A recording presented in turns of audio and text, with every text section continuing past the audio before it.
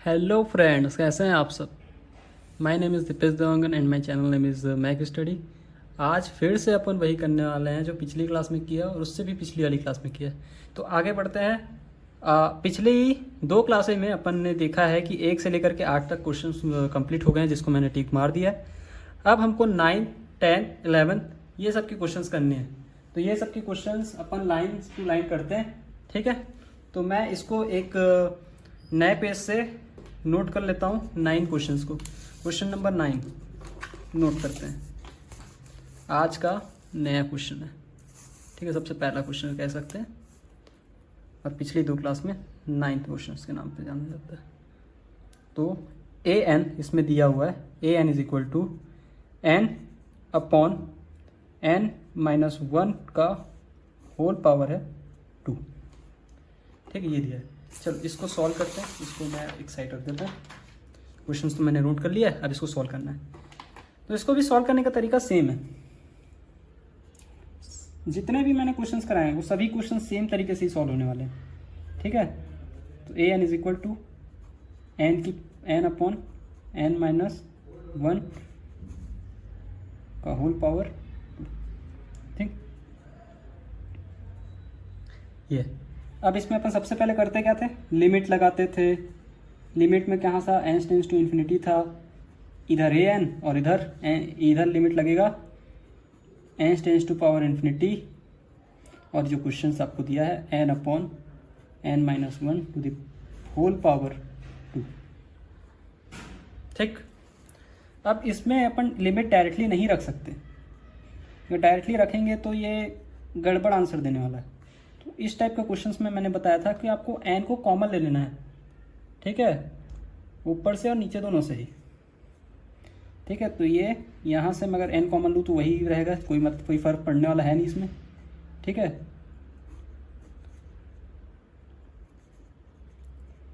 इसको अगर मैं ऊपर से एन कॉमन लूँ तो कोई फर्क पड़ने वाला है नहीं मुझे, और नीचे से अगर एन कॉमन लूँ तो भी कोई फर्क पड़ने वाला नहीं। पर यहाँ पास देखो, यहाँ पास 1 आ जाएगा और यहाँ पास क्या आ जाएगा, 1 आ जाएगा और यहाँ पास 1 अपॉन एन आ जाएगा, ठीक है। और इसका जो पावर है पूरे का पावर स्क्वायर है, ठीक। अब देखो limit N tends to infinity, ये और ये कैंसल, तो बचा क्या यहाँ पर भाई, यहाँ पास बचा आपका 1 अपॉन 1 माइनस 1 अपॉन एन का होल पावर 2। अब इसको अपन को क्या कर देना है, इस पर अपन अब लिमिट रख सकते हैं। तो अब लिमिट रख देते हैं यहाँ पास 1 अपॉन 1 माइनस 1 इन्फिनिटी और इसका पूरा स्क्वायर कर देते हैं, ठीक है। अब 1 और यहाँ पास 1 और ये 0, अब इसका पूरे का पावर स्क्वायर, ठीक है। अब ये हो गया। अब ये होने के बाद अपन ने इसको क्या लिख दिया, 1 अपॉन 1 स्क्वायर। तो इसको अब और आपको सॉल्व कराना पड़ेगा क्या, इसका टोटली आंसर क्या आ रहा है, फाइनाइट एंड यूनिक आ रहा है। मतलब 1 आ रहा है, जिसको अपन क्या कह सकते हैं, फाइनाइट एंड यूनिक है। तो अपना जो सीक्वेंस है वो कैसा है, गिवन सीक्वेंस इज कन्वर्जेंट है। यही आपका क्या है, आंसर है।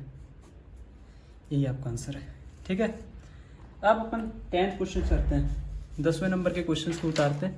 तो 10वां नंबर का क्वेश्चन क्या बोलता है, देखो 10वां नंबर का क्वेश्चन बोल रहा है A N is equal to 2n, ये दिया हुआ है ना।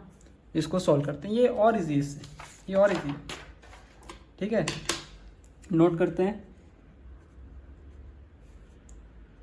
A N is equal to 2n, ठीक है।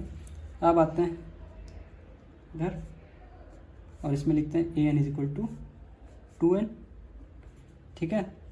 और लिमिट लेते हैं दोनों side, a n tends to infinity, यहाँ पास equal to limit N tends to infinity, यहाँ पास लिखते हैं 2n, ठीक है।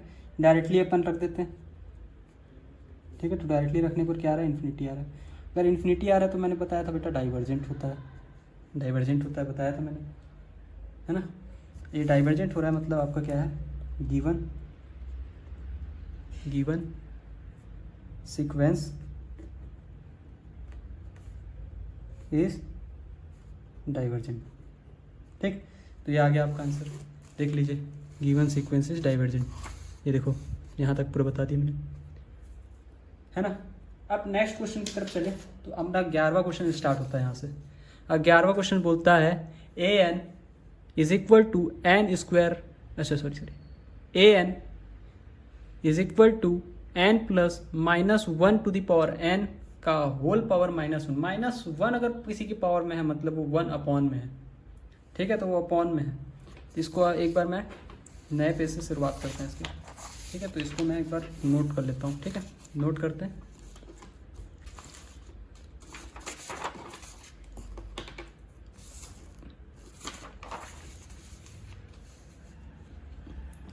ठीक है, ए एन 11वां question, a N is equal to